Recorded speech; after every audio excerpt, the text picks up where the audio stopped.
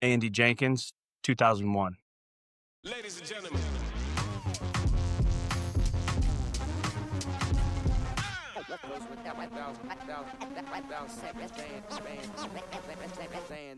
Perfect. Today's conversation with Andy is brought to us in part through the ongoing support of 2008 graduate Matt Cox and his company Saucetown Properties. If you or anyone you know have a house you want to sell but don't feel like dealing with the hassle of doing repairs or hiring a realtor, go to saucetownproperties.net to get a fair cash offer today. And today we are joined by 2001 Saxon graduate Andy Jenkins. Andy's years at South were full of his time on the baseball and football fields, and since graduating, Andy played baseball at Mount Hood Community College before transferring to Oregon State University, where he was a 2-year letter winner and helped guide OSU to their first College World Series berth in more than 50 years. During that postseason run, Jenkins was the most prolific Beaver offensively, and his .388 batting average as a senior still stands in the top 10 all time.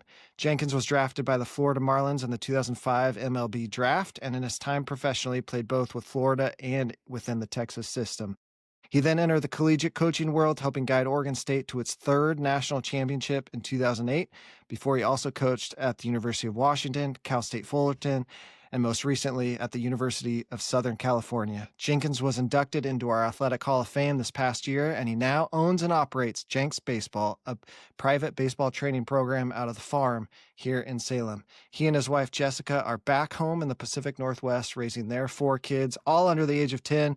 Andy, man, welcome to your time in the spotlight. Thanks for jumping in with us today. Appreciate it, man. Great to see you, and I'm excited to get on here with you. Yeah, I'm pumped to hear more about your story, but let's start with some heavy-hitting topics first. Who is the best athlete in the Jenkins family? I think everybody would probably say Sari. I hear some people say that just because, you got to give her some kudos. She's the only girl, but I don't know. Athlete, probably, Jordan or Sari. I think skill level, when you think about skill, just being able to have like innate abilities to be able to throw a football and run fast and lift weights, good and shoot a hoop. I think about coordination when I do that. And I think we all have a pretty good skill in that. It's pretty fun to see. I see my daughter doing it a little bit now, but just whipping a football around and, people are like looking like, they're not supposed to throw, what girls aren't supposed to throw footballs like that. Right. And I'm like, you guys should come down to Southern California because you should see what, my niece is doing and some of the big high schools, So I would say we're all pretty good, but, Sari or Jordan. Jordan's pretty athletic. Yeah, I'd be curious to see now that we've got flag football so big in the nation, especially here at South. In fact, our starting quarterback just got named to a top 50 in the nation list, where she gets to travel here in a little bit. But if we had that back when Sari was a high school Yeah. athlete as well, what that's the same season as softball, but we have a lot of double dipping athletes that play 2 sports during the springs. Man, you grew up in a big family. The Jenkins family is known for a lot of things, most especially athleticism and just being an incredible family. What was it like growing up in that family, being around so many athletes and that competition, all of it? My parents both grew up in big families, hardworking families, certainly didn't come into any family business or anything like that. Humble people from Dallas, Oregon, on my mom's side and my dad's side. I think, just they provided an opportunity for us to go play. They fed us well. They let us play hard, aggressive. There wasn't a whole lot of rules to where, you had to be this perfect little person, because I don't think they were, in a sense. And so I think if you just think about all the things I just said, it kind of molds you into really learning on your own and identifying who you are as a person and an athlete. And, my dad at Gilmore Field was sitting on the berm with his shades on and his zip up jacket. And my mom was probably pacing because she just didn't want to watch. I don't think you see that too much now. It's more people sitting in the chairs up against the deal, videoing their kids and taking them places. And there was not a lot of criticism on the way home. I mean, all the things you kind of see jokingly on social media now. We certainly just were allowed to go play ball, and they were there. They picked us up. They took us, and God gave us an ability as a coordinated athletic family to do some things, but my parents created the opportunity, and with my uncles and just the passion that we had growing up in Salem, growing to the volcanoes and being underneath the bleachers at South Salem High School, and Joe Douglas was running around and I was little. And, I live back up in the neighborhood that I grew up in pretty close. And I used to tell my daughter now, like, literally, and I'm not crazy old, but like when it got dark, we went home, and we were playing cul-de-sac, night games, kick the can and wiffle ball. And, now I don't know how much that goes on, for multiple different reasons, but, we had a great balance of freedom, discipline and love, and I think that's the ingredient that, I want to be as a parent. And, we're doing in our kids, and it's great to be close to my parents right now. Yeah, no doubt. And your 4 years at South, you certainly left your impact. What do you remember about those 4 years? What are some, cherished memories? Any games that stand out? Any classes that stand out? Teachers? Anything like that? Yeah, the Terry Howgans, the Lacey's, the Defoes. I just ran a little clinic over at this facility, and Josh Van Loo came through with his kid. He wasn't supposed to be there. He's 4, but it was for 6-year-olds. But he came in there. Josh, don't worry about it, man. Just come in, and he was with his wife, and his kid was all passionate. I think the friendships. George Carter. I had a lot of soccer buddies, and while we were playing baseball in Gilmore, they were running around us for 3 hours. And so, they were all passionate, and, they all went on to good colleges. And so it's going to be easier to keep in touch with those guys now that I'm back. But I think Friday night football, I think, hanging with the boys, mingling with the Sprague people, athletes, just really, being a kid. And I think it was really, really cool and unique because we went cross town. When you lived in West Salem, you didn't have West Salem High School. You had the choice between North or South. And me and my brothers and a lot of good friends in this West Salem area, man, we're just like, if you didn't have a choice, we would have been killer. I mean, there was Brett Everett and Kevin Kongsley and, Jed was a North guy, but, just being able to, not have that choice, it broke up a lot of talent, and we all still went. North was competitive, and so were we in baseball and football. Yeah, no, it was a great experience. I got my shirt on today. The field there, boy, surrounded by, the deal, the atmosphere. My senior year, going, 9-1, and losing to a Jesuit who was a state championship team, and putting up a bunch of points on them, but we just sure couldn't stop them, But I don't think there could have been a better first season for Coach Defoe, and a last season for me and George Carter and some of those guys that were on that team. And then they kind of continued the tradition. And in baseball, Terry Haugen's a legend. He really is. I got to go into the Hall of Fame with him, last October, and my brother as well, which was killer. But yeah, just great, great sports, great friendships, and, got to roll around Salem. You've been around sports all your life and different teams. Certainly, the perspective you have as a coach, as a player. What was it about South that kind of fostered that high level of athleticism, success? We've got state championships to our name in multiple sports. What is it about this place? Yeah, I think maybe I want to say tradition,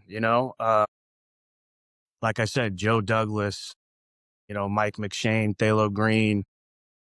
There was a lot of Terry Haugen baseball teams back in the day. When I say those names specifically, the McShane and Thalo and Joe, bunch of big. When I was a sophomore, and we had like 3 or 4 guys going D1 to Oregon, and then you got our classes were blessed with good athletes. Just a winning tradition. There were some state championships that say that, hey, we've been there before and we've done it. And then obviously, good coaching. You don't go anywhere without good coaching. High school's tough. Sometimes you get what you get. I know there's recruiting in private schools and ways to go to other places, but sometimes you got to endure 2 or 3 years of maybe this isn't a highly talented, gifted group, but we always found a way to never be in the dweller, and always be kind of, if it wasn't an elite season, it was right there. And credit to the athletes and the coaches for sure. Yeah, I think about your senior class too. The guys that went on to play collegiate athletics, football, national champions at Linfield. You got multiple Yeah. guys there, Bach and Carter, especially. Kettler, I think, was there too. Yes. What is it about the preparation that's happening for you? What do you think about in terms of what you took from high school that propelled you forward into college Yeah. athletics, especially to be as successful as you were? Yeah, for sure. I was just in the area yesterday morning with some family, looking at some property in that area for a sibling of mine.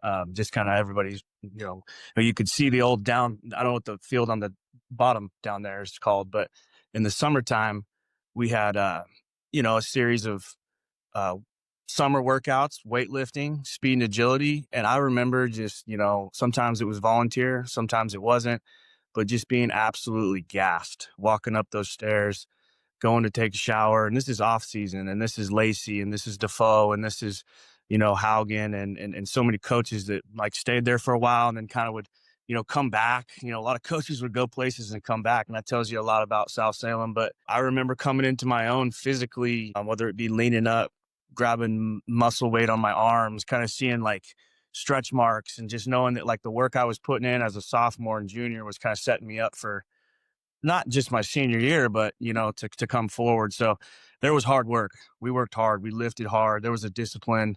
We always joke, we're such good athletes or whatever. We all probably got a B from Coach Lacey at some point. And I don't know if he will admit it, but we would always be like, what do we do? It could have been attendance or something, but there was a standard. It's just not like one of your best athletes on the field is going to get an A and he doesn't have to come. And, you showed up, you put in the work, and, leadership, and all those guys showed it. And so I would say the standard was high, and all the coaches came from get great programs or collegiate programs, or they used to be former players, and there was a standard there. Yeah, it's true, and it exists to this day. Lace was in here last week. He's got 2 grandkids here, so I was meeting with him, and man, that guy, spend 5 minutes with him, and you'll feel like you one aren't doing enough, and 2 are the most important person in the world too. He's got that rare gift where he wants you to be better, a better version of yourself every day, and something I've appreciated working with him all these years, and now in retirement, anytime he and I can connect, it's a gift. I think just one thing on Lace too, because he's a great Saxon. We've all gotten married, and I'm pretty sure he's been to every wedding, and we don't have opportunities for anybody to stand up and speak besides like the family. But you know what? Lace always stands up. I got something to say, and there's never a let me tell you microphone. about this young gentleman right here. And then obviously with Joey and Sari's wedding, I'm not sure what he said or if he did, but just the presence of that man, he's been close to our family, and I look forward to seeing him more. And I've seen him since I've been back. He came by the facility with the fanny pack and, Yep. The big old muscles, Always. so. Always. Yeah. Well, that's good, man. Did you know you were going to go JUCO route first when you started at Mount Hood? Was that something that you're like, okay, I'm going to feel out what my offers are, what the interest is? And yeah. No, I didn't. I think in my mind it was, there wasn't like Oregon State. There was no Oregon. Oregon State was, in the pack, which was appealing to people. Obviously you have football and you have major campus. Washington State, just West Coast baseball at that level wasn't amazing. So I think a dream of mine was like Arizona State. yeah, That was the pinnacle of what I was thinking, like a sophomore, junior. My grades were just okay. My senior season, honestly, was just okay. You're supposed to do this and that. I pitched, I hit, I got hurt pitching, and I didn't get a pitch for a while. Probably affected a lot of, and then worrying about what you're going to do. I don't think I was a blue chip prospect, but there was interest from like Oregon State and all these schools I mentioned in, like UNLV, Hawaii, and then I ended up committing to Lewis and Clark State, which was a gritty NAIA. really good. They win the national championship every year in Lewiston, Idaho. My dad drove me over there and got to, meet Ed Chef and watch them play a doubleheader and just smash Willamette, I think it was. And not sure I really like wanted to go there, but there was such a like, hey man, this is a great baseball school. If you're a guy, like, there's some toughness here, and I think it fit me. And so we did that. And then I got invited to the Les Schwab Bowl for football. And I remember being in the dorms, just kind of not feeling, they had like, I'm just telling you, Lewis Clark State was real. They were beating Oregon State. They were beating Washington State. Every freshman on their team was an All-American. So they were going to come back. They couldn't get drafted. And I remember having some of that info and just being smart enough to know that, maybe I should go to a JUCO. And Gabe Sandy, the coach there, now he's a scout with the Rangers, great friend of mine, great mentor of mine. He was the coach there. And if I did go to a JUCO, my mindset was like every other kid, I'm going to go to Southern California. And so my dad even drove me down to like Newport Beach and Long Beach, and I checked out those. But you don't have residency, so you're paying out of state for JUCO. It makes no sense in the end. And Gabe told me in like a baseball Northwest type environment, coaching me as a sophomore, he said, hey man, if you don't go where you want to go, if you don't go to, trying to hype me up, it was a good recruiting pitch. He goes, come to Mount Hood.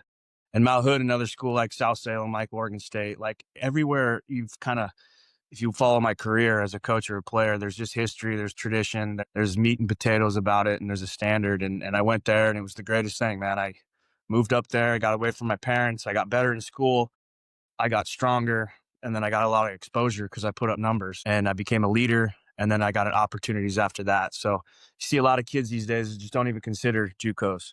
And I guess if I could give them a good advice at a camp or in the recruiting process is like, no matter who calls you, give them the respect. You know what I mean? And entertain that fact, because you don't know, what's going to take you to the place you want to get to. Sometimes you just don't go right away. So no, I didn't want to go to a JUCO, but it was the greatest thing probably for me at that time.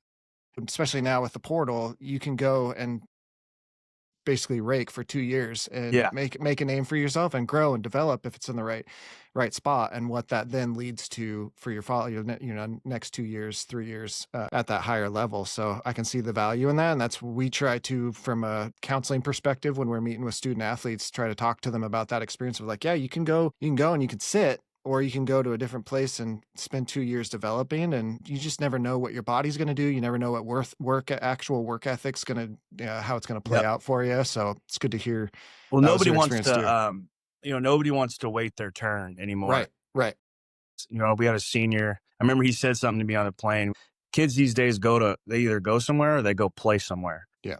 Some of them just want to go somewhere, Right. And then you're basically going back to that JUCO option back home, or you're going down a level. And so, a lot of great examples of kids I've coached at Oregon State that just, man, they didn't really click until their junior or senior year. But boy, when it did, they got opportunities. A lot of kids don't want to wait that turn. They want to go to the next best thing.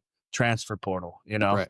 You're rather than fighting and clawing and understanding why you're not playing. It's not just the coach's fault. You know what I mean? It's probably yours, So yeah, different ways to get to where you want to get to for sure, especially these days.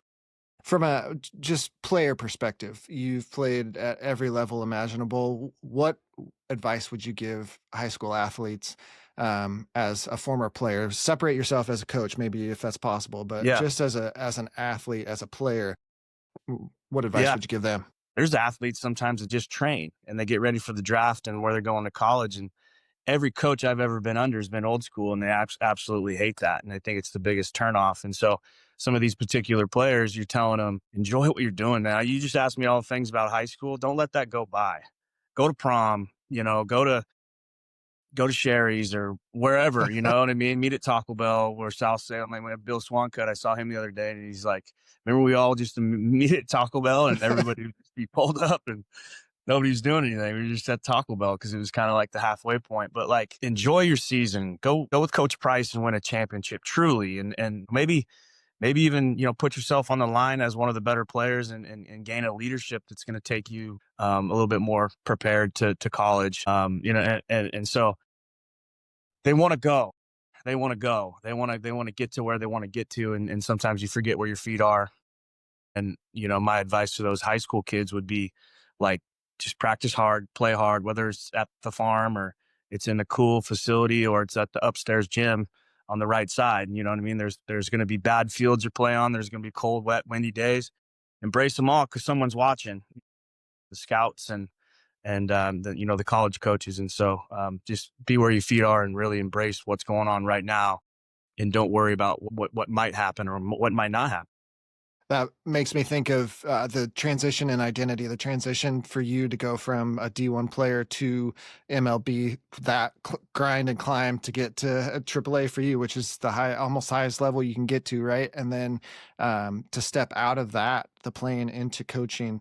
Talk about that shifting identity that happens. And now as you're stepping out of collegiate coaching into that private sector, what has that Yeah. experience been like?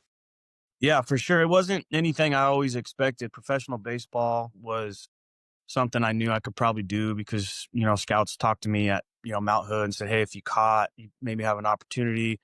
I went into my senior year, my last year at Oregon State, knowing that like this could be my last year ever playing, I did focus on being a leader and was pretty selfless in, the way I approached the guys. And I think that made it easier for me to thrive. A lot of guys worry about what they're doing. They're so concerned with what they're doing that they forget, it just makes it hard on them. And so I had a great year. We had a great year. It was a memorable, probably best year I had in baseball when you think about like what it created for me, not only as a player going forward, but as a person and a man going forward, a leader. Probably one of the coolest things you could ever be is a leader. And that's a dad, that's a boss, that's in charge of some sector, or just whoever you're in charge with, however old you are, how cool it is. That's pretty sweet. And so I did that, and then professional baseball was great. I was a decent draft pick, 10th of like 50 rounds, coming off a great year. I showed up to spring training early all the time. I could play any position. I put up numbers that almost made me a prospect. That allowed me to play longer. Definitely some real tough times, long bus rides, long years. I would never regret anything that I did, except for maybe being pretty hard on myself, which is a great tip I can give guys when they get frustrated. Because it can just bleed into not having fun. You're not having fun. You're not playing well. And I worried about what people thought back home. When I'm in North Carolina, they're checking the box scores and they see 0 for 4. But, just things that you shouldn't do. And I almost got to the big leagues, I think, in a different situation, different circumstance. But I have no regrets about, I was never treated wrong. I got a lot of opportunity, and every year I got about 500 at bats. And you can ever, that's all you can ask for. I kind of, got released by the Rangers at a terrible time. Service, the old Mariners manager, called me when I was having a really great off season, going into my second year with the Rangers right before spring training. So it was hard to just jump back with an affiliate, and did some independent ball at the highest level in the Atlantic League. And my mindset just wasn't there. I was bitter, pissed off, hard on myself. Why'd this happen, while trying to play? And then, you're also getting older, and you got to put up numbers. And anyways, some stuff happened, just, I think my grandma died. I just kind of started thinking, man, I wanted to go home for the funeral. I didn't make it because of a plane that like just didn't have enough people. And so there was some things that happened, and I just came back, and I'm like, all right, well, I knew I wanted to coach. I always knew since Oregon State, and feeling that leadership that like, and then watching Coach Casey and what he did, while I was playing. What better lifestyle, man, to coach and make a good, salary, and do it in a small town, and travel, and still be in the game, which is a game. It's not an office job sometimes. And so with that being said, I got pretty lucky. I called him, boom, you're going to come in, you're going to be my third base coach, infield coach, help Bales with the hitters, run our camps.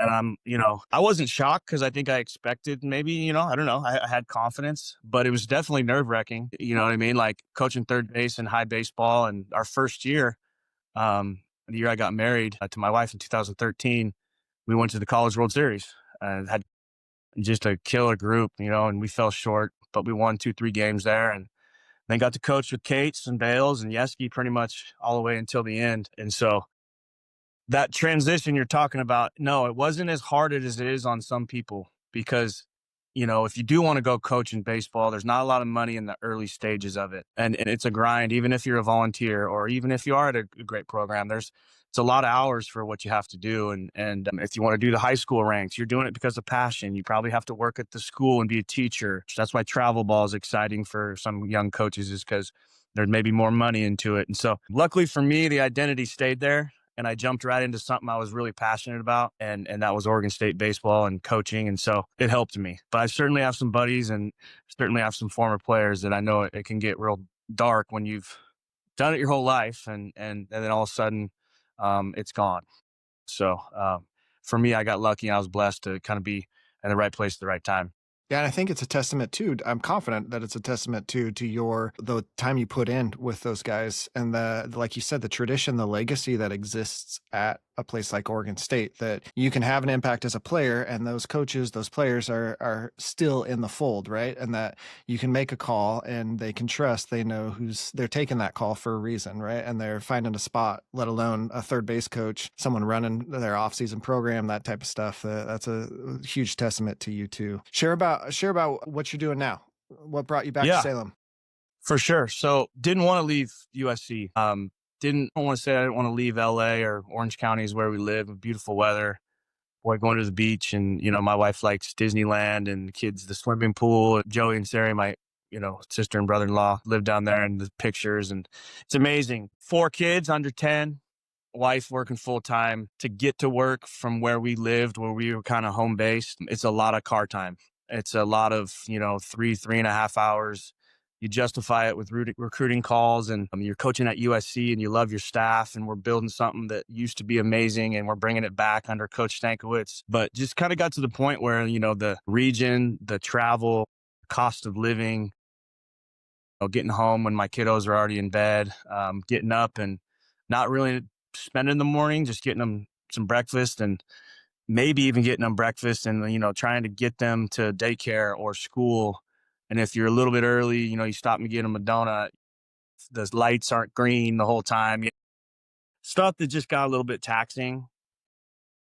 I put a lot of value on what I've done and who I am, and just made a family decision. And my boss, Stankiewicz, and all my friends and family were super supportive. I think it's weird probably for a lot of them that I'm not coaching, but we've settled in. I'm working at the farm. It's a facility where the Marionberry's offices are located, and got great leadership there and some guys in the facility, and just slowly each week, days are filling up, days are filling up. October was more of a kind of just settle in, let my routines go. And now it's getting really busy. We just ran a great camp, had about 75 little kiddos come through. That's impressive.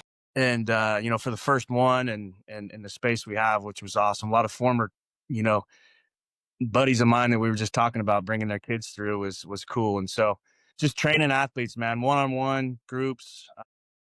And who knows what's next, but I know right now this is where I need to be for a lot of different reasons. And when I do get back into it, because I do want to get back into it, in a smaller college town, or somewhere where, wherever I am with my family, that you can go on the road, and my wife likes that. Go recruit for 4 days. I got it.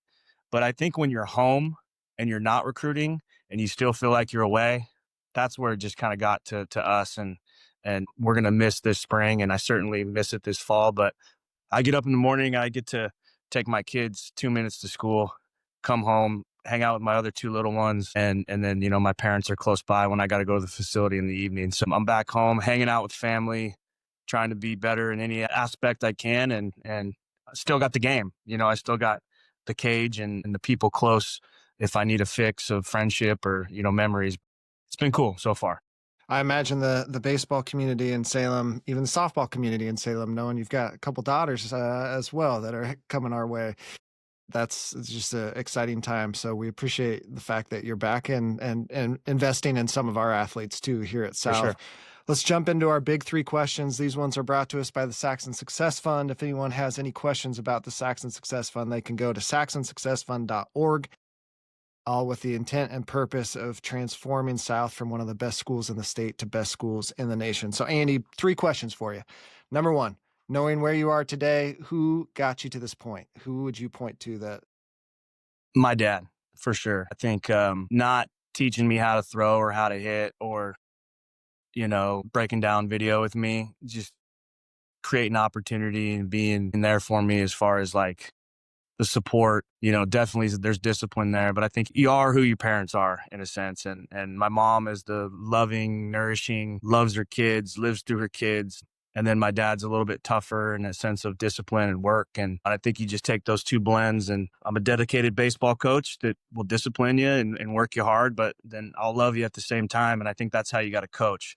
It can't be one way is crazy, intimidator, and then it can't just be roll out the balls and play. And so I would say, not just my dad, but maybe my parents, in a sense of molding me to keep fighting through that job that you wanted that you didn't get, or that, coming short in a game, or, not making it to the big leagues, or, anything like that. So my parents. Question two, we talked a little bit about it. So maybe from the perspective of now as a dad, you talking to your 4 kids, what's one piece of advice you would give them about being a high school student athlete?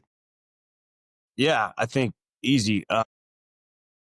Practice isn't enough. When you show up for, gymnastics at the edge from Mondays and Thursdays from, 4:45 to 5:45, that's not enough, and you gotta, my one of them's a gymnast, and she's just doing cartwheels all over. She's creating the garage into this gymnast. She's looking up all the YouTube. She's crazy passionate about it. That's what it takes, is like doing it when nobody's telling you to do it.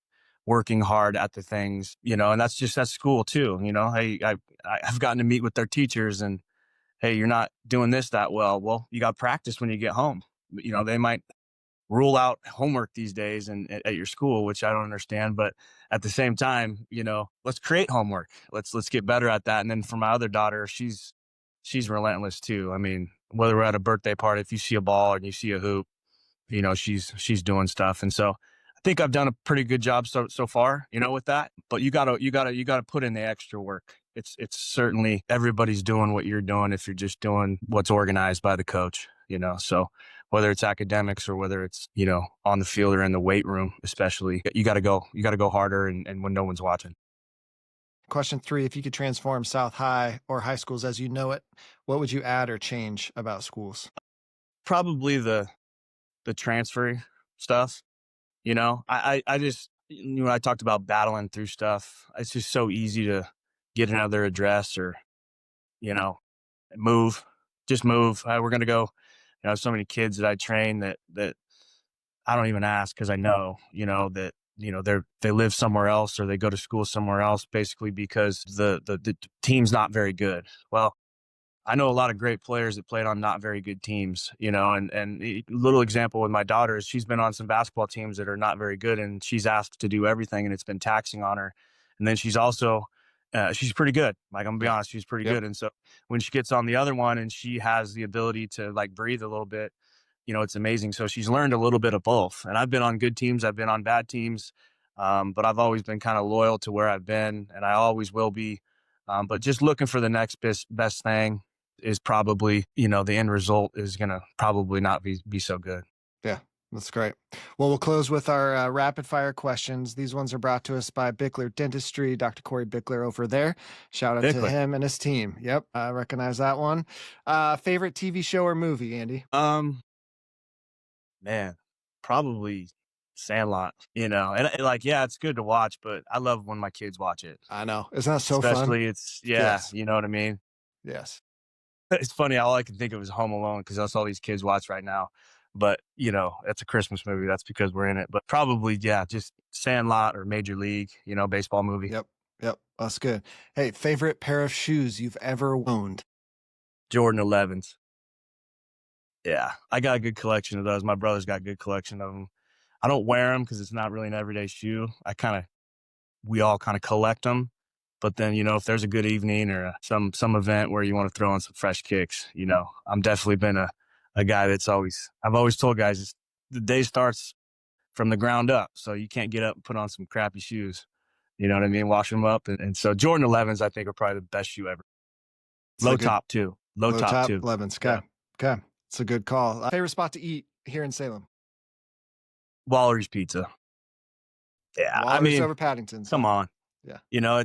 West Salem kid. New ownership, there's this and that. I think some family members would think otherwise. There's too much sauce going on or this or that, but come on, man. Even the prices, I don't even pay attention to that. But when you come home and you don't live here and you're Jenkins, like first night's probably my mom having it on the counter. Second or third night, since you had it the night before, we're going down there to celebrate someone's birthday. Kind of a staple of Little League after games. Kind of made it a thing when I was in Corvallis with a best pizza around, would bring it when I would come home and we'd even shoot over there, some of my roommates. So I got to go with Waller's Pizza.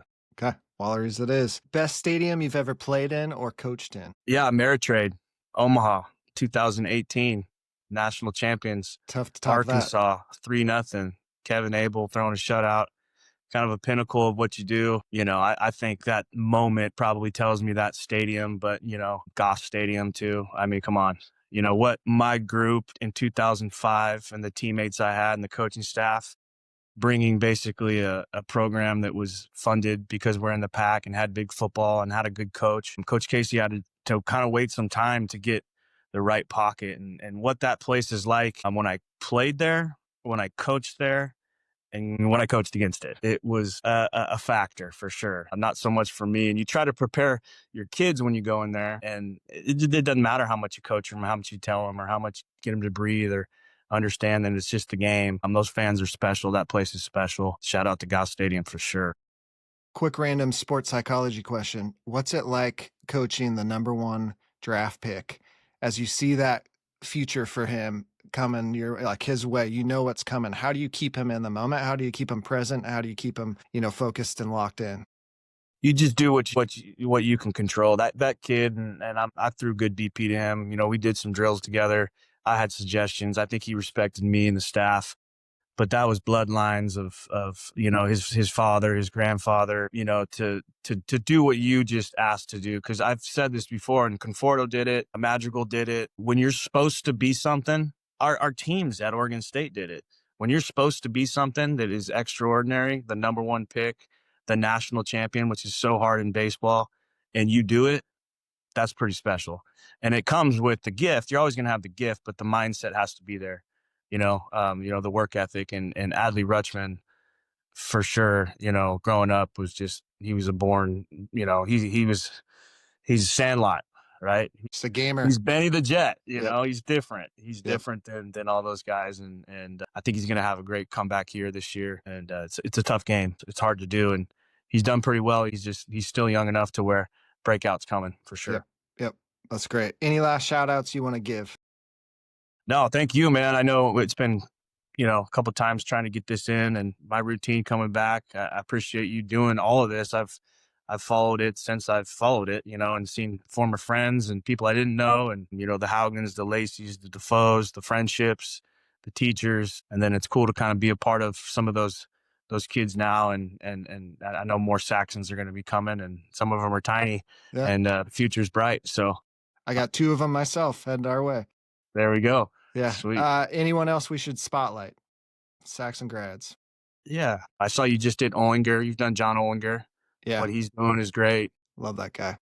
Very, very cool, writing a book, and, you keep in touch with people on social media, but Mike McShane. Yeah. He's on the list because this is, 96, right? So this is 30 years, the 30-year anniversary. Yeah. So I've got some discussions. Have you ever done a duo? I'm hoping to get a Thalo McShane duo and do some sort of spotlight or like look in the rearview mirror for that state championship season. Sure. That'd be great.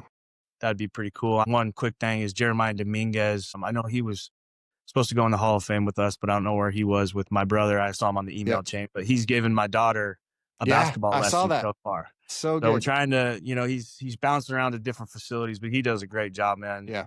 For what she needs. Yep.